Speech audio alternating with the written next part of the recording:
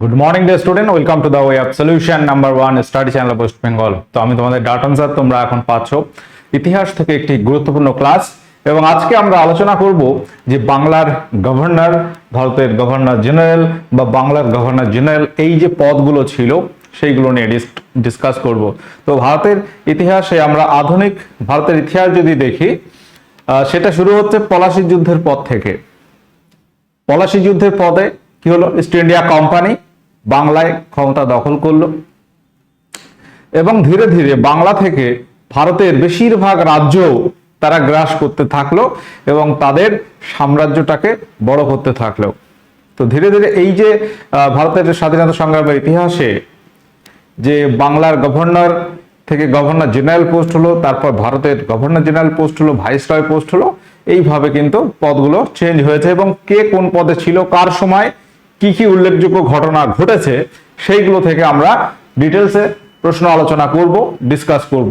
প্রত্যেকে যারা ক্লাসে আছো, তাহলে ইতিহাস থেকে একটা দুর্দান্ত ক্লাস হতে চলেছে, তোমরা অবশ্যই খেয়াল রাখো। তো প্রত্যেকে যারা কানেক্ট হয়েছে আমাদের verified Telegram group the way of সলিউশনে তোমরা জয়েন করবে। এখানে আমাদের সমস্ত ক্লাসের নোটিফিকেশন বা লিঙ্ক তোমরা পেয়ে যাবে যথাসময়ে। পাশাপাশি এক সেকেন্ড, পাশাপাশি আমাদের TWS একাডেমি অ্যাপ আছে। এই অ্যাপের মধ্যে পেড কোর্স অপশনে তুমি গেলে এখানে আমাদের বিভিন্ন যে কোর্সগুলো আমরা করাচ্ছি সেগুলো তুমি দেখতে পাবে। নতুন যে ব্যাচগুলো শুরু হয়েছে তার মধ্যে কম্বাইন্ড ফাউন্ডেশন ব্যাচ 7 ভার্সন, অর্থাৎ এটা আমাদের 7 নম্বর ব্যাচ। কম্বাইন্ড ফাউন্ডেশন ব্যাচ যে কোনো পরীক্ষার জন্য ইম্পর্টেন্ট একটা ব্যাচ। পাশাপাশি রেলের ফাউন্ডেশন আছে, NM GNM আছে, WKP, PSC মিসলেনিয়াস, এটা একটা নতুন ব্যাচ শুরু হয়েছে। তোমরা জানো PSC মিসলেনিয়াসের ফর্ম ফিল আপ চলছে। পাশাপাশি আপার প্রাইমারি ফাউন্ডেশন ব্যাচ আমরা করাচ্ছি। তো ভারতের আধুনিক ভারতের ইতিহাস বা মডার্ন হিস্ট্রিতে আমরা এই জায়গাটা পাচ্ছি। তো দেখো এই যে পোস্ট বা পদগুলোর নাম কি কি ছিল আমরা একবার দেখে নেব। প্রথমে ছিল কি বাংলার গভর্নর, শুরু হচ্ছে পলাশী যুদ্ধের পর থেকেই আমরা ধরতে পারি 1757 থেকে। এই বাংলার গভর্নর পদটা তাহলে শুরু হয়েছে 1757 থেকে। এই পদটা কোন পর্যন্ত ছিল সময়কালটা আমরা যদি দেখি, বাংলার গভর্নর কে বলতো? প্রথম রবার্ট ক্লাইভ। তারপর তুমি দেখবে আরো অনেকে হয়েছে। 1757 থেকে এই পদটা শুরু হয়েছে 1774 পর্যন্ত। এই পদটা মেয়াদ হচ্ছে এটা। দেখো পদের পরিবর্তনটা দেখো, নামটা এখানে তুমি খেয়াল করো। তাহলে বাংলার গভর্নর ছিল, এটা হয়ে যাচ্ছে বাংলার গভর্নর জেনারেল। এই পদটা শুরু হচ্ছে। তাহলে এই বাংলার গভর্নর থেকে গভর্নর জেনারেল কথাটা যুক্ত হয়েছে কোন সালে গিয়ে? এটা যুক্ত হয়েছে 1774 গিয়ে। 1774 সালে গিয়ে এটা গভর্নর জেনারেল হলো। এটা কতদিন ছিল এই পদটা? 1833 সাল পর্যন্ত। আগে আমরা বিষয়টা বুঝে নিই, পদের সময়কালটা কোন সময় থেকে কোন সময় কি পদ। তাহলে 1774 থেকে 1833, তৃতীয় সনদ আইনে গিয়ে আবার এই পদটা চেঞ্জ হয়ে গেল। দেখো বাংলার গভর্নর জেনারেল ছিল, এটা হয়ে গেল ভারতের গভর্নর জেনারেল। ভালো করে খেয়াল করো, বাংলা টু ভারত হলো এটা। কারণ এখানে আমরা যদি দেখি ইংরেজদের সাম্রাজ্য বিস্তারের ইতিহাস যদি আমরা দেখি, যে প্রথম বাংলা, তার বিহার, উড়িষ্যা, আশেপাশের রাজ্যগুলো তারা গ্রাস করতে থাকে। তারপর অধীনতামূলক মিত্রতা নীতি, হায়দ্রাবাদের নিজাম এবং সমসাময়িক বিভিন্ন যুদ্ধ, ইঙ্গ মারাঠা, ইঙ্গ তোমার মহীশূর যুদ্ধ, এইভাবে একের পর এক রাজ্য তাদের দখলে নিয়ে আসছে। পাশাপাশি আমরা দেখব ভারতের বেশিরভাগ জায়গা তাদের দখলে ধীরে ধীরে চলে আসছে এবং তারপরে তারা আর বাংলা বলাটা শুধু প্রাসঙ্গিক থাকলো না, বাংলা থেকে পদটার নাম হয়ে গেল ভারতের গভর্নর জেনারেল। তাহলে এটা শুরু হলো কবে? 1833 সালে। 1833 সাল থেকে এটা শুরু হলো। এটা কতদিন ছিল এই পদটা? তোমরা অনেকে বলতে পারবে যে সিপাহী বিদ্রোহ হলো 1857 সালে। সিপাহী বিদ্রোহের পরে আমরা দেখব মহারানীর ঘোষণাপত্র আসবে 1 অক্টোবর 1858 সালে, এবং সেই তারপর থেকেই কিন্তু ইস্ট ইন্ডিয়া কোম্পানি শাসনের অবসান ঘটলো ভারতে, এবং ভারতে শুরু হলো ব্রিটিশ সরকারের শাসন। সরাসরি ব্রিটিশ সরকার ভারতকে শাসন করতে শুরু করলো। তাহলে এই পথটা ছিল 1858 সাল পর্যন্ত, সিপাহী বিদ্রোহের পরবর্তী সময় পর্যন্ত। তারপর শুরু হলো ভারতের ভাইসরয় পদ। ভাইসরয় অর্থাৎ সরকারের প্রতিনিধি। তাহলে ইস্ট ইন্ডিয়া কোম্পানি শাসন অবসান হলো এবং ভাইসরয় পদ শুরু হলো। ব্রিটিশ সরকার সরাসরি ভারতকে শাসন করতে শুরু করলেন, কিন্তু পদটার নামটাই চেঞ্জ হলো, ব্যক্তি কিন্তু একই ছিল। লর্ড ক্যানিং ভারতের শেষ গভর্নর জেনারেল, তিনি ভারতের প্রথম ভাইসরয়, এটা তোমরা অনেকে জানো। তাহলে ভাইসরয় পদ শুরু হলো 1858 সাল থেকে। এটা কতদিন ছিল? যতদিন না ভারত স্বাধীন হচ্ছে সেই সময় পর্যন্ত, 1947 সালের 14 আগস্ট পর্যন্ত এই ভাইসরয় পদ ছিল। তবে ইতিহাসের এই জায়গা থেকে দেখবে পরীক্ষায় নানান রকম প্রশ্ন আসে। যেমন প্রশ্ন আসে যে ভারতের প্রথম ভাইসরয় কে ছিলেন, বা ভারতের শেষ গভর্নর জেনারেল কে ছিলেন পরাধীন ভারতে। ওকে, পাশাপাশি প্রথম বাংলার গভর্নর কে ছিল, বা প্রথম বাংলার গভর্নর জেনারেল কে ছিলেন, তাদের সময় কি কি ঘটনা ঘটে। যেমন প্রশ্ন আসে যে পাঁচশালা বন্দোবস্ত কে চালু করেন, রেগুলেটিং অ্যাক্ট কবে আসে। দেখো, একটা কথা আমি এখানে বলবো যে এই যে পদগুলোর নাম চেঞ্জ হলো, এটা হঠাৎ করে হয় না। একটা পদ চেঞ্জ করতে গেলে নাম টাম একটা অফিসিয়াল তোমার খাতা কলমের ব্যাপার তো অবশ্যই থাকে। বর্তমান যেমন আছে তখনও ছিল নিঃসন্দেহে, এবং বিভিন্ন আইনের দ্বারা এটা চেঞ্জ হয়েছে। প্রথমে যেটা আমরা বলছি যে এই যে বাংলার গভর্নর থেকে গভর্নর জেনারেল পদ হলো, এর মাঝখানে একটা দেখবে 1773 সালে একটা অ্যাক্ট আসবে, সেটাকে বলা হচ্ছে রেগুলেটিং অ্যাক্ট। Regulating act 1773। এই অ্যাক্ট অনুসারে আমরা দেখব যে গভর্নর থেকে গভর্নর জেনারেল অফ বেঙ্গল হচ্ছে, গভর্নর অফ বেঙ্গল থেকে গভর্নর জেনারেল অফ বেঙ্গল। আচ্ছা, এটা রেগুলেটিং অ্যাক্ট। এরপরে আমরা দেখব 1833 সালে দেখবে third charter act. Third charter act বা বাংলায় আমরা সনদ আইন বলে থাকি, তৃতীয় সনদ আইনের দ্বারা এই পদটা চেঞ্জ হলো। এবং এই জায়গায় কি আসলো? সেই মহারানীর ঘোষণাপত্র। মহারানীর ঘোষণাপত্র অর্থাৎ অফিসিয়াল ঘোষণাপত্র, এটা তোমরা মনে রাখতে পারো। 1 অক্টোবর 1858, আর এটা হচ্ছে 1833। এইভাবে পদগুলো কিন্তু চেঞ্জ হলো, পদের নামগুলো আমরা পরিবর্তন দেখতে পাবো। এবার আমরা আসবো যে কার সময় কি কি ঘটনা ঘটে এবং কে কে ছিল। তাহলে বাংলার গভর্নর এই যে লিস্ট আমরা যদি দেখি, পরপর কে বা কারা ছিলেন এক ঝলকে তোমরা দেখে নাও। প্রত্যেকে যারা কানেক্ট আছো চাইলে নোট করে নিতে পারো। তাহলে প্রথম হচ্ছে রবার্ট ক্লাইভ, বাংলার প্রথম গভর্নর রবার্ট ক্লাইভ, 1757 থেকে 1760। ওকে। দ্বিতীয় হচ্ছে ভান সুইটার্ট, 1760 থেকে 64। তার সময় বক্সারের যুদ্ধ হয়। তিনি হচ্ছে প্রথম বাংলার গভর্নর রবার্ট ক্লাইভ। তারপর ভান সুইটার্ট। রবার্ট ক্লাইভ আরেকবার হবে, দেখো রবার্ট ক্লাইভের দ্বিতীয়বার। রবার্ট ক্লাইভ 1765 থেকে 67 আবারও একবার বাংলার গভর্নর হয়েছিলেন। তারপর লর্ড ভেরলস্ট 1767 থেকে 69। জন কার্টিয়ার তিনি হচ্ছেন 1769 থেকে 72। ওয়ারেন হেস্টিংস 72 থেকে 74, তিনি হচ্ছেন শেষতম বাংলার গভর্নর। দেখো, যেখানে শেষ সেখানেই শুরু। তিনি শেষতম বাংলার গভর্নর হলেন। তিনি আবার প্রথম governor general, first governor general of Bengal K? Warren Hastings.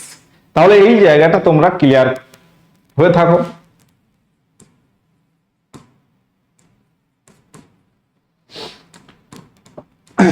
যাই হোক, তাহলে গভর্নর জেনারেল অফ বেঙ্গল হয়ে গেল। পদটা শুরু হলো 1774 থেকে। ওয়ারেন হেস্টিংস তিনি বাংলার প্রথম গভর্নর জেনারেল, তিনি বাংলার শেষ গভর্নর। তাহলে ভাষাগুলো খেয়াল রাখবে। ওয়ারেন হেস্টিংস 74 থেকে 85 সাল পর্যন্ত ছিলেন। তারপর স্যার জন ম্যাকফারসন, বানানটা একটু ভুল আছে, আমার হাতের লেখাটাও তোমরা খুব একটা বুঝতে পারবে না মনে হচ্ছে। জন ম্যাকফারসন তিনি কার্যনির্বাহী গভর্নর জেনারেল হিসেবে ছিলেন 1785 থেকে 86। তারপর আমরা দেখব লর্ড কর্নওয়ালিস। লর্ড কর্নওয়ালিসের সময়কাল হচ্ছে 86 থেকে 93, 1786 থেকে 93।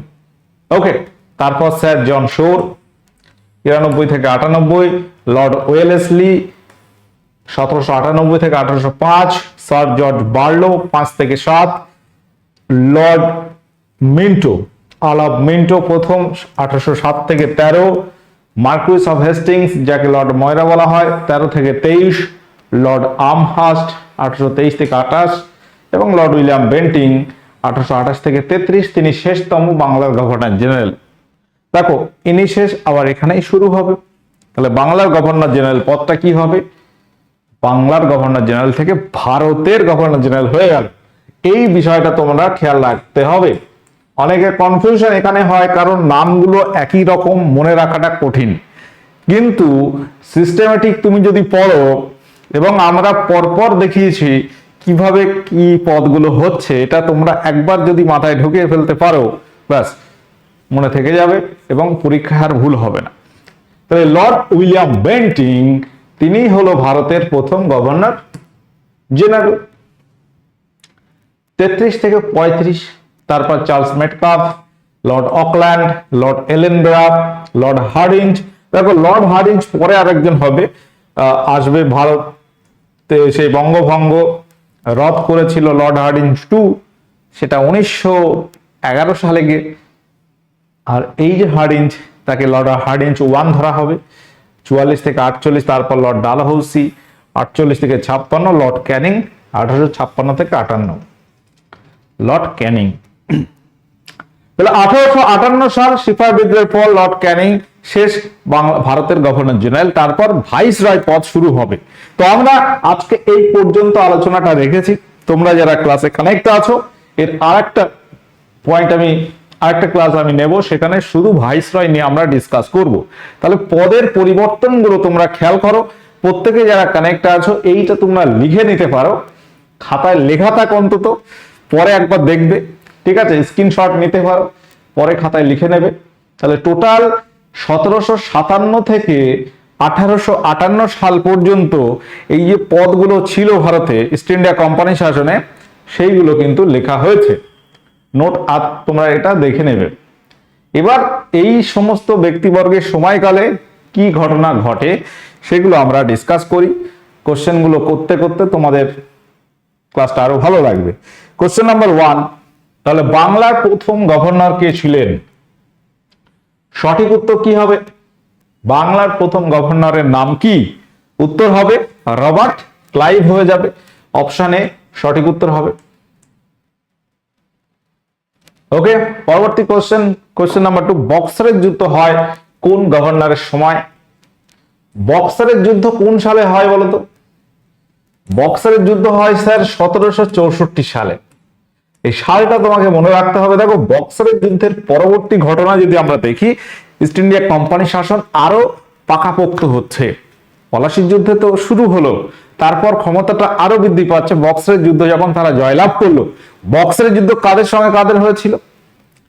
ইংরেজ ধরো একদিকে, আর একদিকে বাংলার সেই বিতাড়িত নবাব মীর কাসিম, অযোধ্যা নবাব সুজাউদ্দৌলা এবং তৎকালীন মুঘল সম্রাট দ্বিতীয় শাহ আলম, তাদের সম্মিলিত বাহিনীর সঙ্গে ইংরেজদের হলো। এখানে ইংরেজ ইস্ট ইন্ডিয়া কোম্পানি জয়লাভ করলো। তারপর তাদের ক্ষমতা আধিপত্য আরো বা তাদের প্রভাব আরো বাড়লো। বাংলা, বিহার, উড়িষ্যার তারা দেওয়ানি লাভ করবে। তো যাই হোক, বক্সারের যুদ্ধ যখন হচ্ছে তখন ভানসিটাট, মানটা ভেঙে গেছে, যাই হোক ভানসিটাট তিনি ছিলেন বাংলার গভর্নর, ইস্ট ইন্ডিয়া কোম্পানির governor. Question number 3, Bangla, Bihar, উড়িষ্যার। দেখো এই কোশ্চেনটা ইম্পর্টেন্ট। বাংলা, বিহার, উড়িষ্যার দেওয়ানি লাভের সময় বাংলার গভর্নর কে ছিলেন? ভেরি ভেরি ইম্পর্টেন্ট একটা কোশ্চেন। এবং প্রশ্নটা আর একটা প্রশ্ন এখানে হবে যে এই যে দেওয়ানি লাভ এটা কার কাছ থেকে পায়, কত সালে, সেটাও তোমাকে মাথায় রাখতে হবে। সালটা তুমি যদি দেখো 1765 সালে।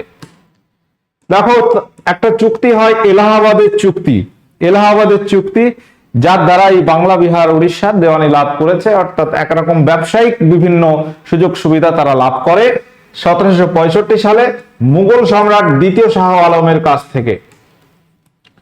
মুঘল সম্রাট দ্বিতীয় শাহ আলমের কাছ থেকে।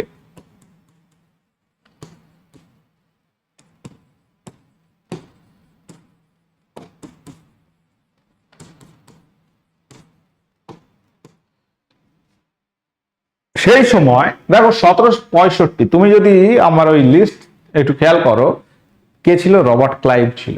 রবার্ট ক্লাইভের সেকেন্ড ফেজ যখন তিনি 57 থেকে 60 একবার, এবং 1765 থেকে 67 সেকেন্ড ফেজ যখন রবার্ট ক্লাইভ ছিলেন দ্বিতীয়বারে, তখন এটা হয়েছিল। পরবর্তী কোশ্চেন আমরা আসবো, কোশ্চেন নাম্বার 4। 76-এর মন্বন্তর হয় নিম্নের কোন গভর্নরের সময়? 76-এর মন্বন্তর হয়, এই 76-এর মন্বন্তর বলতে একটা দুর্ভিক্ষের কথা আমরা প্রত্যেকে জানি। বাংলার বুকে তৎকালীন ভারতে একটা দুর্ভিক্ষ দেখা দেয় খরা টরার ফলে, এবং কৃষক বা সাধারণ মানুষের উপর অতিরিক্ত শোষণের ফলে একটা দুর্ভিক্ষ দেখা যায়, যেখানে বহু মানুষ, বহু ভারতীয় মারা যায়। তো এই 76-এর মন্বন্তর, এই ঘটনাটা ঘটেছিল কোন সালে? এটা ঘটেছিল তৎকালীন, যদি আমরা ইংরাজি সাল দেখি, 1770 সালে। এবং এটা যদি দেখো বাংলা যদি সাল আমরা দেখি 1176 সালে। বাংলা 1176, এটা হচ্ছে ইংরেজি সাল যদি আমরা দেখি, ইংরাজি তোমার 1770, বাংলা সাল 1176 সাল। ওই জন্য এটাকে 76-এর মন্বন্তর বলা হয়। এবং ঘটনাটা যখন ঘটছে 1770 ইংরাজি সাল অনুসারে, আমরা যদি দেখি তৎকালীন বাংলার গভর্নর জন কাটিয়ার ছিলেন। এই কোশ্চেনটাও পরীক্ষায় দিয়ে থাকে। Question number 5। প্রথম ইঙ্গ-মহীশূর যুদ্ধ হয় কোন গভর্নরের সময়? প্রথম ইঙ্গ-মহীশূর যুদ্ধ, দেখো ইঙ্গ-মহীশূর মানে হচ্ছে ইংরেজদের সঙ্গে কর্ণাটক, মহীশূর মানে বর্তমান যেটা কর্ণাটক। ইঙ্গ-মহীশূর যুদ্ধে আমরা দেখব প্রথম ইঙ্গ-মহীশূর যুদ্ধ হয়েছিল হায়দার আলীর সঙ্গে ইংরেজদের। হায়দার আলীর পুত্র কিন্তু টিপু সুলতান। ইঙ্গ-মহীশূর যুদ্ধ টোটাল 4টি আমরা ইতিহাসে পাবো। প্রথম ইঙ্গ-মহীশূর যুদ্ধ, দ্বিতীয়, তৃতীয়, চতুর্থ ইঙ্গ-মহীশূর যুদ্ধ। টিপু সুলতান মারা যাবে এবং মহীশূরটা ইংরেজরা দখল করে নেবে। যাই হোক, তো প্রথম ইঙ্গ-মহীশূর যুদ্ধ হয়েছিল 1767 থেকে 69 এই সময়। এবং এটা মাদ্রাজের সন্ধি দ্বারা, লর্ড ভেরেলস তখন হচ্ছে বাংলার গভর্নর, এটা মাদ্রাজের সন্ধি দ্বারা এই যুদ্ধটা সমাপ্ত হয়। দেখবে প্রথম ইঙ্গ-মহীশূর যুদ্ধ মাদ্রাজের সন্ধি হয় কত সালে? মাদ্রাজের সন্ধি 1769 সালে হয়, এবং মাদ্রাজের সন্ধি দ্বারা এই প্রথম ইঙ্গ-মহীশূর যুদ্ধ সমাপ্ত হয়েছিল। ওকে, পরবর্তী কোশ্চেনে আসবো, কোশ্চেন নাম্বার 6। দ্বৈত শাসন ব্যবস্থা কে চালু করেন? দ্বৈত শাসন ব্যবস্থা বলতে কি বোঝাচ্ছে?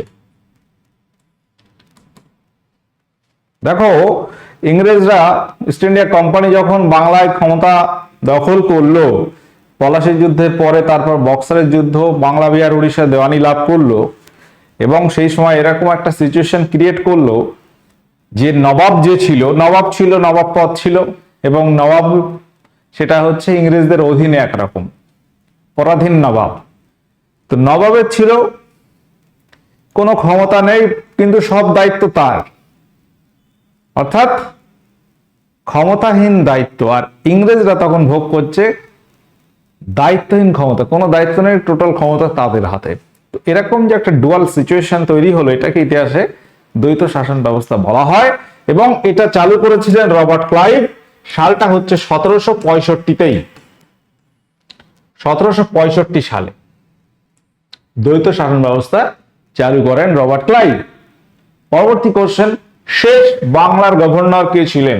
দেখো কোশ্চেন গুলো হঠাৎ করে দেখলে তোমাকে কিন্তু একটু কনফিউজ হয়ে যেতে হবে, কিন্তু প্রথম দিকে যারা ক্লাসে ছিলে, প্রথম থেকে যারা ছিলে কোনো অসুবিধা হবে না। যারা পরে জয়েন করেছে অবশ্যই প্রথমে যে লিস্ট গুলো আমি দিয়েছি অবশ্যই দেখতে হবে।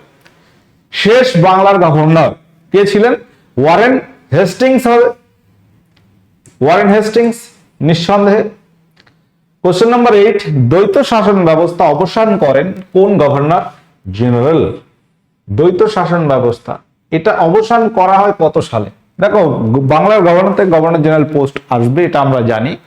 তো এখানে এই অবসান এটা করেছেন 1772 সালে। যে ইস্ট ইন্ডিয়া কোম্পানির টোটাল ক্ষমতাটা দায়িত্ব তারা এবার নিচ্ছে। ওয়ারেন হেস্টিংস বলা হচ্ছে দ্বৈত শাসন ব্যবস্থা তিনি অবসান করেন 1772 সালে। কোশ্চেন নাম্বার 9, বাংলার প্রথম গভর্নর জেনারেল কে ছিলেন? দেখো বাংলার প্রথম গভর্নর জেনারেল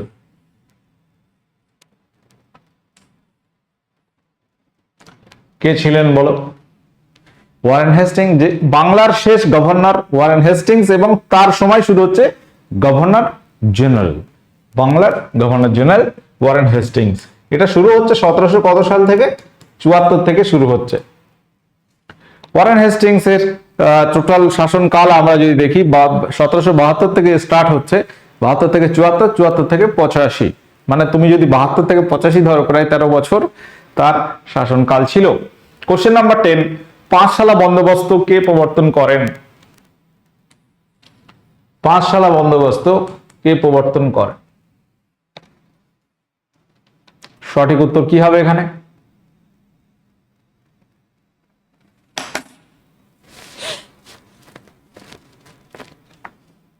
পাঁচশালা বন্দোবস্ত এটা চালু করেছিলেন ওয়ারেন হেস্টিংস। এটা হচ্ছে যে বিভিন্ন জমি জায়গা জমিদারদের কাছে 5 বছরের জন্য দেওয়া হতো এবং সেখান থেকে তারা রাজস্ব দিতেন ইংরেজ ইস্ট ইন্ডিয়া কোম্পানিকে। তো এই পাঁচশালা বন্দোবস্ত চালু করেছিলেন ওয়ারেন হেস্টিংস 1772 সালে। সেই 1772 সালে। এবং আরেকটা বন্দোবস্ত নাম আমরা এখানে বলবো, সেটার নাম হচ্ছে একশালা বন্দোবস্ত। একশালা বন্দোবস্ত 1 বছরের জন্য। এটাও চালু করেন কে বলতো? এটাও ওয়ারেন হেস্টিংস 1777 সালে চালু করেন। একশালা বন্দোবস্ত চালু করেছিলেন সেটা ওয়ারেন হেস্টিংস 1777 সালে। পাঁচশালা বন্দোবস্তটা 1772 সালে চালু করেছিলেন। আচ্ছা, পরবর্তী আমরা আসবো রেগুলেটিং অ্যাক্ট কত সালে পাস হয়? এই রেগুলেটিং অ্যাক্ট অনুসারে কলকাতাতে একটা সুপ্রিম কোর্ট প্রতিষ্ঠা হবে 1774 সালে। Kolkata supreme court. Regulating act কত সালে পাস হয়েছিল? এবং রেগুলেটিং অ্যাক্টের দ্বারাই আমরা দেখব যে বাংলার গভর্নর পদটা হয়ে গেল বাংলার governor general. Regulating act pass হয়েছে 1773 সালে। এটা কিন্তু মনে রাখবে, প্রশ্নটা খুব আসে পরীক্ষায়, ইম্পর্টেন্ট একটা প্রশ্ন। কোশ্চেন নাম্বার 12 আমরা আসবো, এশিয়াটিক সোসাইটি কত সালে তৈরি হয়? এশিয়াটিক সোসাইটি এটা কলকাতাতে এটা তৈরি হয়েছিল, একটা প্রতিষ্ঠান। এটা প্রতিষ্ঠাতাকে এটা পরীক্ষা আসে। এশিয়াটিক সোসাইটির প্রতিষ্ঠাতা হচ্ছে স্যার উইলিয়াম জোন্স। এটা আমরা প্রত্যেকে জানি, পরীক্ষায় খুব আসে প্রশ্নটা। স্যার উইলিয়াম জোন্স হচ্ছে এশিয়াটিক সোসাইটির প্রতিষ্ঠাতা এবং সেটা ঘটনাটা ঘটছে কার সময়? ওয়ারেন হেস্টিংস এর সময় ঘটছে। এশিয়াটিক সোসাইটি 1784 সালে প্রতিষ্ঠিত হয়। কোশ্চেন নাম্বার 13, বেঙ্গল গেজেট প্রকাশিত হয় কোন গভর্নর জেনারেলের সময়? দেখো বেঙ্গল গেজেটটা কি ছিল? বেঙ্গল গেজেট হচ্ছে ভারতে প্রকাশিত প্রথম সংবাদপত্র। এটা আমরা প্রত্যেকে জানি এবং প্রশ্নটাও আসে। বেঙ্গল গেজেট এটা ছিল ভারতবর্ষের বুকে প্রকাশিত প্রথম সংবাদপত্র, প্রথম নিউজ পেপার। সংবাদপত্র হচ্ছে বেঙ্গল গেজেট। এই যে বেঙ্গল গেজেটের কথা আমরা বলছি, তাহলে বেঙ্গল গেজেট এটা সম্পর্কে আমরা আরো কিছু ইনফরমেশন মনে রাখবো। এর সম্পাদক কে ছিল, কত সালে প্রকাশিত হয়, কোন ভাষায় প্রকাশিত হয়, এটা কি সাপ্তাহিক, দৈনিক নাকি মাসিক পত্রিকা ছিল, সেগুলো আমাদের জেনে রাখা ভালো। তো বেঙ্গল গেজেট যখন প্রকাশিত হয় সালটা কত, 1780 সাল। 1780 সাল যখনই তুমি মনে রাখছো, তখন তোমার কিন্তু উত্তর চলে আসছে কে, ওয়ারেন হেস্টিংস। ওয়ারেন হেস্টিংস এর শাসনকাল আমরা যদি দেখি, সেই 1772 থেকে আমরা যদি ধরি 1785। অ্যাজ এ গভর্নর জেনারেল 74 থেকে আমরা 85 বলতে পারি। গভর্নর জেনারেল যদি বলি 74 থেকে 85, তাহলে 1780 সালে বেঙ্গল গেজেট প্রকাশিত হয় এবং এটি প্রকাশিত হয়েছিল ইংরাজি ভাষাতে। এটা ছিল ইংরাজি ভাষায় প্রকাশিত পত্রিকা এবং এটা ছিল সাপ্তাহিক পত্রিকা। এটা সাপ্তাহিক পত্রিকা ছিল এবং এর সম্পাদক ছিল জেমস অগাস্টাস হিকি। হিকির গেজেট বলা হয়, Hicky, James Augustus Hicky Bengal গেজেটের সম্পাদক ছিলেন। এই ইনফরমেশন গুলো আমি সংক্ষেপে লিখে রাখলাম, তোমরা নোট করতে পারো। কোশ্চেন নাম্বার 14, 10 সালা বন্দোবস্ত। আমরা 5 সালা 1 সালা বলেছি, তারপর আসবে 10 সালা বন্দোবস্ত। এটা প্রবর্তন করেন নিম্নের কে? পরীক্ষায় কিন্তু প্রশ্নগুলো আসে। এই 10 সালা বন্দোবস্ত এটা কত সালে প্রবর্তিত হয়? অর্থাৎ 5 বছর 1 বছর না, 10 বছর, টাইমটা একটু বাড়ানো হয়েছিল। এই 10 সালা বন্দোবস্ত প্রবর্তন করেছিলেন লর্ড কর্নওয়ালিস। লর্ড কর্নওয়ালিস আমরা দেখব 1786 থেকে 1793 পর্যন্ত তিনি বাংলার গভর্নর জেনারেল ছিলেন। তো লর্ড কর্নওয়ালিসের শাসনকালে এটা প্রবর্তিত হয় 1789-90, ঠিক আছে, 1789-90 এই সময়কালে 10 সালা বন্দোবস্ত প্রবর্তিত হয়েছিল। ওকে, মনে থাকবে। পরবর্তী কোশ্চেন আসবো, কোশ্চেন নম্বর 15, চিরস্থায়ী বন্দোবস্ত বা পার্মানেন্ট সেটেলমেন্ট। ইংলিশে এটাকে বলা হয় একেবারে পার্মানেন্ট সেটেলমেন্ট, যে 5 বছর 1 বছর 10 বছর না, পাকাপাকি ভাবে পার্মানেন্টলি সেটেলমেন্ট করে দেওয়া হচ্ছে। তো চিরস্থায়ী বন্দোবস্ত প্রবর্তন করেন নিম্নের কে? এটা পরীক্ষায় বহুবার এসছে, কোশ্চেনটা ভেরি ইম্পর্টেন্ট। পাশাপাশি এটা কবে প্রবর্তিত হয়? প্রবর্তিত হয় সালটা তোমাকে বলতে হবে। সালটা হচ্ছে 1793 সালে চিরস্থায়ী বন্দোবস্ত প্রবর্তিত হয়। এটাও লর্ড কর্নওয়ালিস। দেখো, লর্ড কর্নওয়ালিসের শাসনকাল আমরা যদি দেখি 1786 থেকে 1793 সাল পর্যন্ত তার শাসনকাল, এবং তার সময় চিরস্থায়ী বন্দোবস্ত তিনি প্রবর্তন করেন। এবং আরেকটা প্রশ্ন এখানে আমরা বলবো, সেটা হচ্ছে সূর্যাস্ত আইন। সূর্যাস্ত আইন, যেটাকে ইংলিশে বলা হয় সানসেট ল। সানসেট ল এটা প্রবর্তন করেন কে? সানসেট ল বা সূর্যাস্ত আইন চালু করেছিলেন কে? এটাও 1793 সালে। এটাও চালু করেন লর্ড কর্নওয়ালিস। লর্ড কর্নওয়ালিস সূর্যাস্ত আইনটা কি ছিল, যে একটা নির্ধারিত দিন থাকতো, যে এই দিনের সূর্য অস্ত যাওয়ার আগে সমস্ত রকম রাজস্ব কমপ্লিট করতে হবে, মানে রাজস্বটাকে মিটিয়ে দিতে হবে, জমা দিতে হবে। তো এটা ছিল সূর্যাস্ত আইন। এটা চালু করেছিলেন কে? Lord Cornwallis. কর্নওয়ালিস কোড তার সময় চালু হয়। পুলিশি ব্যবস্থা সংস্করণ করেন কর্নওয়ালিস। তার সম্পর্কে আরো বেশ কিছু প্রশ্ন আসে। সিভিল সার্ভিস ব্যবস্থা শুরু হয় তার আমলে। কোশ্চেন নাম্বার 16, লর্ড কর্নওয়ালিসের পরবর্তী গভর্নর জেনারেল কে হন? পরবর্তী গভর্নর জেনারেল কে হন? লর্ড কর্নওয়ালিসের পরবর্তী গভর্নর জেনারেল কে হয়েছিলেন? উত্তর হবে স্যার জন শো। অপশন সি এখানে সঠিক উত্তর হয়ে যাবে। বেসিনের সন্ধি হয় কার আমলে? বেসিনের সন্ধি এটা কাদের সঙ্গে কাদের হয়েছিল? দেখো, ইতিহাসে অনেক ঘটনা আছে যেগুলো তোমরা পড়বে, জানবে। বেসিনের সন্ধি সালটা 1802 ইংরেজদের সঙ্গে মারাঠাদের মধ্যে হয়, এবং সালটা দেখলে তোমরা বুঝতে পারছো এটা লর্ড ওয়েলেসলির সময় ঘটনাটা ঘটছে। অধীনতামূলক মিত্রতা নীতি, সাবসিডিয়ারি ল অ্যালায়েন্স, সাবসিডিয়ারি অ্যালায়েন্স বলা হয় ইংলিশে। সাবসিডিয়ারি অ্যালায়েন্স এটা কে প্রবর্তন করেছিলেন? প্রত্যেকে যারা কানেক্ট আছো, এটা আমরা হোমওয়ার্ক দিচ্ছি। দেখো ক্লাসটা একটু লম্বা হবে, আমরা এর পর থেকেই শুরু করব পরবর্তী আলোচনা। ক্লাসের পার্ট 2টা অবশ্যই দেখবে, ভাইস ভাইস সেটাও আমরা আলোচনা করব এইটা শেষ করার পরে। তো আজকের সেশন এখানে এন্ড হচ্ছে। প্রত্যেকে যারা কানেক্ট ছিলে অবশ্যই পরবর্তী ক্লাসটা দেখবে, তাহলে তোমাদের এই জায়গা সম্পর্কে ভুল ভ্রান্তি আর হবে না। একটা গঠনমূলক আলোচনা কিন্তু আমরা করছি, ঠিক আছে? এবং খুব ইম্পর্টেন্ট, যে জায়গা থেকে পরীক্ষায় প্রশ্ন আসে, তুমি যে পরীক্ষায় দাও প্রশ্ন আসবে। ওকে, ভালো থাকো, সুস্থ থাকো। এটা কমেন্ট করে জানাবে সালটা কত, কে প্রথম অধিনাতামূলক মিত্রনীতি গ্রহণ করেন, সেগুলো নিয়ে আমরা পরবর্তী ক্লাসে ডিসকাস করব। দেখা হচ্ছে পরবর্তী সেশনে। ওকে, টাটা, বাই।